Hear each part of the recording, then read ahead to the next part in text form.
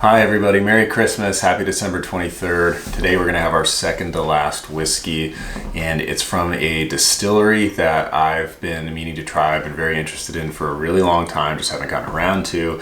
And like some of the other whiskeys on this list, this advent calendar made for a really good opportunity for me to try something that I've been really excited about and to give everyone else an opportunity to do so as well. I think so far so good with these ones I've not tried yet, and I think the trend's going to continue with this one right here. We are going to be tasting Glenfarclas 10-year-old from Speyside, Scotland.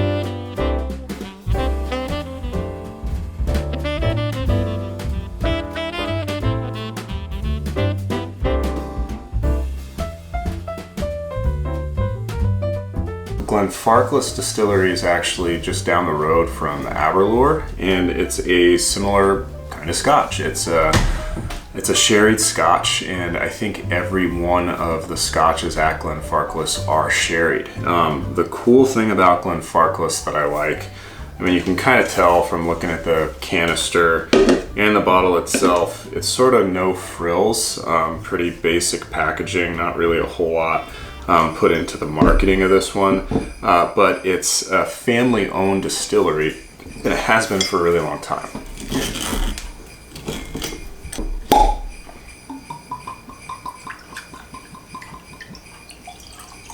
So one thing I noticed right off the bat when I poured the Glenfarclas 10 into this Glencairn here is, you know, you can't really see from the lighting I have set up here, but you know, when you pour a sherried Scotch, most of them end up looking like just more red, like they have some dark red in them, like some burgundy, some wine imparted in them is kind of what it looks like, which makes sense when you're talking about a sherried Scotch because they're getting a lot of that from the cask that absorbed a lot of the sherry. So, but this one here, if someone poured me this and I didn't know what it was, I don't know that I would have guessed that it's a sherried Scotch because it's, you know, dark, but I wouldn't say that it's not really reddish at all. So I'm kind of curious as to how much sherry influence we're going to get off this.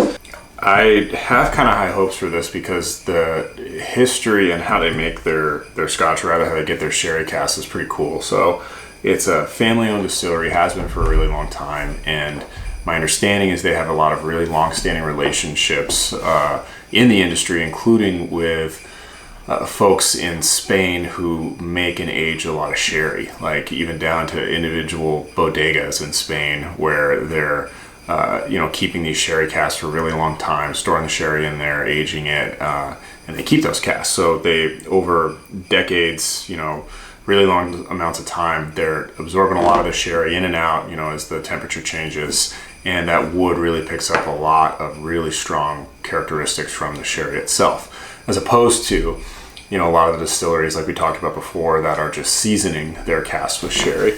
And so because they have a lot of those long-standing relationships, supposedly they're continuing to get new sherry casks in and out so they can continue to do some first fill, use them as first fill casks and then be able to reuse them and still get a lot of flavor from them. That's my understanding. And I know one other thing they do that alters the flavor characteristic a little bit, and I forget exactly how, is they do what's called a direct firing of their stills, which means they actually have like fire under the still and they're heating it that way in more of a traditional way, I guess. Where these days, there's most distilleries in Scotland, they have steam kind of running through all the stills to heat it that way. And I forget exactly, I wish I remembered how that affects the character of the malt, but it does, and that's part of what we're going to be tasting here that might differentiate it from like an Aberlour or Balvenie or something like that. I don't know for sure that they don't direct fire their stills, but I think the odds are that they don't. Most don't. It is 40%, so I don't think you're going to need to wait too long or make sure that this is, you know, not your first drink of the night or anything like that. I think we can dive right in. Let's give it a go. So on the nose, this has pretty good obvious sherry notes. It's not hitting you over the head with it. It doesn't have that really, you know, dank, musty, dusty sort of smell to it. It's not overly fruity or sweet, but those things are there a little bit. It's a lot more subtle, and the malt kind of comes through. It's almost like they're dancing back and forth a little bit. The sherry goes into the malt, goes into the sherry again. I like what I'm smelling so far. I like that there's more to it, and that you can pick up on those different notes if you try to think about it. Let's give it a taste. The taste mirrors the nose on this one quite a bit, where there's some of that back and forth. And I think as it develops from the front palate toward the back palate, it's similar with how it was on the nose for me, where I first picked up on the sherry notes. I'm surprised that at 40%, I'm still feeling this on my tongue, kind of like prickling as much as I am. And it is alcohol burn that I'm tasting here. A lot of folks who drink Scotch regularly, or pros, or, you know, whatever you want to call them, people who review it, master distillers, they water this down quite a bit, even from what's bottled, even when it's 40%.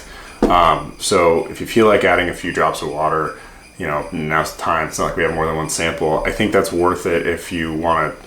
Sometimes you can get more out of the nose from it. Sometimes it opens things up a little bit in the palate as well. I think I might have a sip and then try that. I don't have my dropper here, but maybe I'll get it with a quick cut. But let's get another. It's almost like I don't think there's like a briny characteristic to the malt, but like the combination of the sherry, which I think I am picking up on some of that mustiness now, kind of combining with the malt, almost creates like this briny sort of smell. At least it did there for a sec. Yeah, I'm still picking up on that. That's interesting, because I don't think this is anywhere near the coast. Yeah, I like this one. This is different. I expect this to be more similar to Aberlour, where it was going to be smoother, just kind of an easy drinker, one that didn't really have a lot of strong, potent flavors. But this one, it kind of does. It's got more bite to it than the Aberlour for sure. That's why I think some drops of water might actually do some good with this one. I don't know whether it's chill filtered. It is natural color, which is kind of obvious. They probably would have been darker if they added color to it. But normally on the packaging, these days at least, the distillery will advertise when it's not chill filtered, and it doesn't say that here. But especially comparing this to the Aberlour, you know, it makes it seem like this is not chill filtered. Maybe it is, maybe it's not. But it definitely has, to me, richer flavors, or there's more depth to it. That might be a better way to put it. So I like this. I'm gonna add some water to it, see if that changes anything though. Just add in a few drops here. And I mean, there's not a whole lot left in this glass. And you'll see some people, if you watch any like YouTube reviewers, they might say, oh, add like 1 drop at a time or 2 drops. Maybe my palate just isn't as good as those folks, but I think that's ridiculous. Adding like 1 drop of water to a full like 1.5 ounces, I don't think you're gonna notice any difference at all. So, you know, like four drops for this little bit.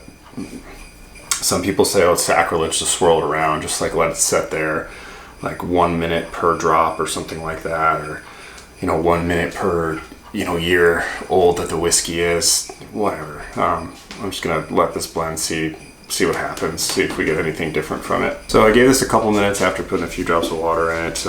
Nothing too crazy, not like a full 10 minutes or anything like that. It's hard to tell. I've got so little left in the glass now that it's harder to pick up on the nose in general, and adding water, you know, certainly doesn't make those notes more obvious. The maltiness doesn't seem to stand apart from the sherry influence as much now, but again, maybe that's just because there's less in here, so it's harder to pick up on each of them. Not quite sure. Well, same in the palate though. It's more cohesive, I'd say now. Yeah, I'd give that a try. I think a few drops of water in this, and just let it set for a bit. Probably does it some good. I think I like it a little bit better now. I don't think it's just, you know, my mouth getting acclimated to it.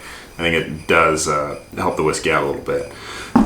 So let's see, all in all, I like this one. It's different. It's different than what I expected. I like that it was a little bit punchier than I was expecting. And this specific bottle, the Glenfarclas, the 10-year version in particular, you can get this. I think this one was like $49 before tax, which is a pretty good deal for any sherried whiskey. I mean, we talked about that before. Excuse me, any sherried Scotch.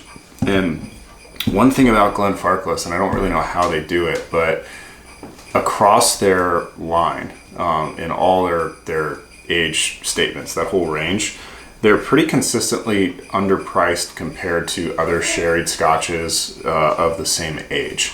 So it's if you like this, and I don't mean you have to love it, but like if you like this and you're curious as to what 12 years could be, 15 years could be, 18 years could be, because I think they have all those in their ranges, and then 21, 25, and they're all fairly reasonable, you know, at least compared to other whiskeys of that age. I think it's worth it to give it a try. I know after trying this 10, you know, it's not knocking my socks off or anything like that, but I'm definitely interested in trying the 12 and the 15, especially knowing that I think I can get both of them for under $100. Maybe not the 15, but the 12 for sure. So if you want to deviate to like a different distillery or a different brand, it's hard for me to recommend a specific one to go to that's going to taste like this, but I can say, since this is the last Scotch we're going to have, the last sherry Scotch as well, ones that I'm interested in right now, I think I already mentioned Glendronach. If you could find the ones that are still non-chill filtered, no color added, do that. And Glen Alecky. I don't know that they sell in the States, but you can find some online that have pretty good shipping rates. So I would look into that. I'm definitely looking into that. I think that's the way to go for sherried Scotch. They're supposed to do pretty well. And Arran, Arran.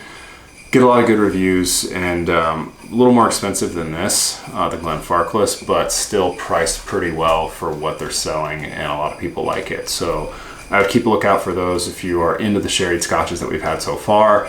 If you give me a call maybe in like a month or two, maybe I'll end up grabbing one of those bottles, who knows, and we can share a dram. So hope you enjoyed this. Cheers.